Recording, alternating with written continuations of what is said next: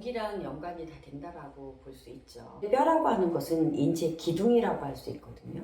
그 기둥이 잘 서 있어야 그 위에 있는 여러 가지의 그 조직들이 잘 붙을 수가 있고 기능을 할 수가 있는데, 지금 상담 주시는 분의 그런 어깨를 보면은 약간 어깨가 이렇게 마이를 입었을 때 우리가 이렇게 걸쳐지는 듯한 느낌을 갖는 거죠. 요 근육은 보통 이제 등세모근이라고 하는 근육인데요. 이 근육은 흉추 11번에 붙어서 머리, 후두라고 하죠. 후두 아주 깊은 곳까지 붙어 있어요. 그래서 얘를 소위 가오리 근육이다라고 얘기도 하거든요.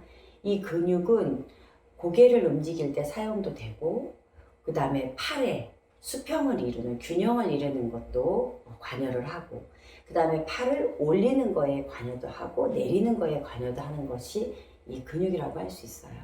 그래서 보통 목에 보면은 목의 근육은 4겹 정도가 쌓여져 있지요. 그리고 등의 근육은 3겹으로 쌓여져 있어요. 그럼 등의 근육은 그만큼 넓기 때문에 충격이 있더라도 분산할 수 있는 영역이 많은데, 이 목과 어깨와 턱 쪽으로 이루어지는 이런 부분은 충격이 굉장히 집중적이고 크게 되겠죠. 같은 충격이라도. 그래서 목은 항상 아플 수밖에 없고요. 신생아의 그 몸무게가 몇 킬로 정도 되는지 아세요? 3kg? 예, 보통 이제 3kg, 3.4kg 정도면은 정상의 범주에 들죠? 근데 이런 3.4kg를 우리가, 아이가 너무 예쁘잖아요. 이렇게 안고 있어요. 이렇게 안고 있는데 사실상 1시간 이상 못 안아요. 아무리 예뻐도 한 20분 정도 안으면 등도 아프고 팔도 아프고 그러지 않습니까? 근데 우리의 머리의 무게가 성인은 한 4kg 정도 된다고 그래요. 그러면 이 머리를 지탱하고 있는 부위가 어디냐면 목 부위거든요. 그럼 이 목은 평생 동안 4kg가 넘는 이 뇌를 한 번도 내려놓지 않는다는 거죠. 그래서 아주 좋은 환경과 편안하게 해준다고 해도 적어도 한 100세는 살잖아요. 요즘 100년 동안 계속 들고 있어야 되는 거죠. 아, 그럼 잘 때는 편안하지 않아요? 라고 질문을 주시는데, 잘 때도 무게감이 있습니다. 베개 형태라든지 자세라든지. 그래서 목은 피할 수 없는 부위인 것 같아요. 제가 봤을 때. 그래서 목에서 기인하는 여러 가지 문제들이 현대에 굉장히 문제점으로 많이 되어지는 것은 사실 사실이죠. 예. 그러면 이 목을 어떻게 하면 이제 제가 더 건강하게 사용할 수 있을까요? 이유는, 아니, 방법은 굉장히 다양해요. 그런데 그 다양한 방법이 꾸준하게 이루어져야 된다는 거죠. 꾸준하게 이루어져야 되는데 한쪽 방향으로 주무시는 것도 문제가 되겠죠. 그 다음에 한쪽으로 씹으시는 것도 사실 문제가 돼요. 근데 우리 이 어깨나 이런 목에는 팔을 보시면 왜 360도 돌아가잖아요. 그래서 팔을 이렇게 들고 보셨을 때 여기에 있는 삼각 근육 자체가 어디에 연결되어 있냐면 사실 관절이 다 같이 이 뼈에 다 같이 붙어 있거든요. 그럼 얘를 움직일 때도 관여가 되는 게 이 부위고, 그죠? 얘를 또 움직여도 사실 여기에 있는 근육들도 이 근육하고도 같이 연관이 돼 있단 말이에요. 근데 우리가 휴대폰을 보통 잡고 이렇게 해서 한단 말이죠. 그죠? 그럼 이렇게 됐을 때 나는 힘을 안 준다고 생각하지만 계속해서 귀 밑서부터 주변에 있는 근육, 견갑을 덮고 있는 근육들이 얘를 붙잡기 위해서 힘을 가하고 있다는 거거든요.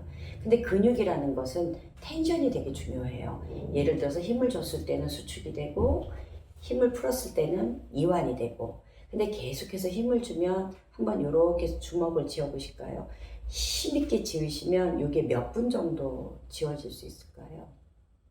1분? 1분. 이렇게 의식적으로 1분밖에 안 되잖아요. 근데 우리가 휴대폰은 보통 몇 분 정도 가지고 있어요. 우리가 유튜브 하나 보고 영상 하나 보고 이런 시간 내 보고 있잖아요. 그럼 그 시간 내내 우리 그 근육들은 수축이 돼가지고 힘을 주고 있는 거죠.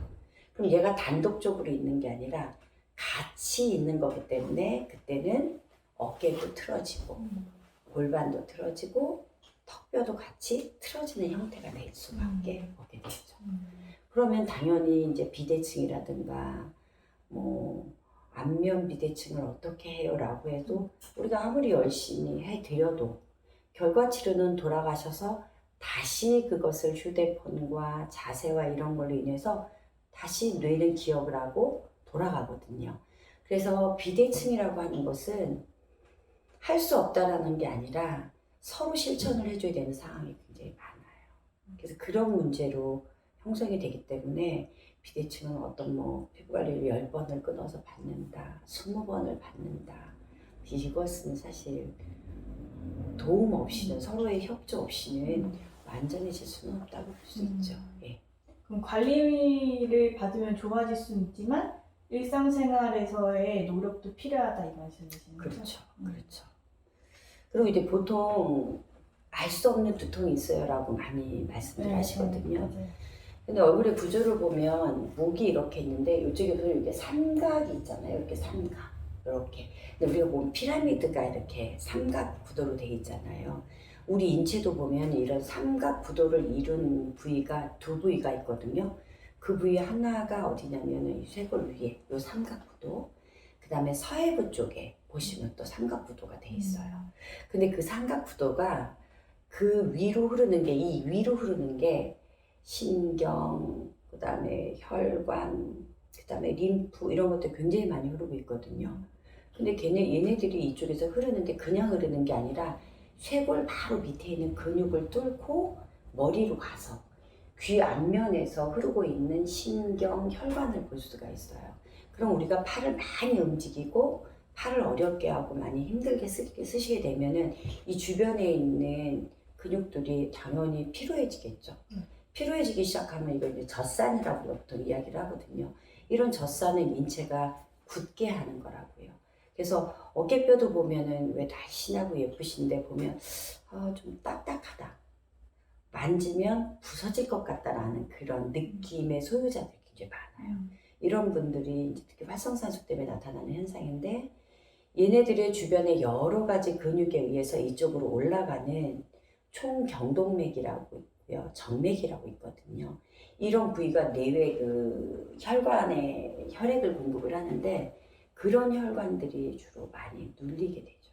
그래서 머리가 아픈 거예요? 그렇죠. 산소 부족 현상으로 그런 현상이 나타나게 되는 거고 산소가 부재가 되면은 통증은 가장 기본이고 그리고 이제 우리가 무서워하는 뇌질환하고도 많이 연결이 될 수가 있죠.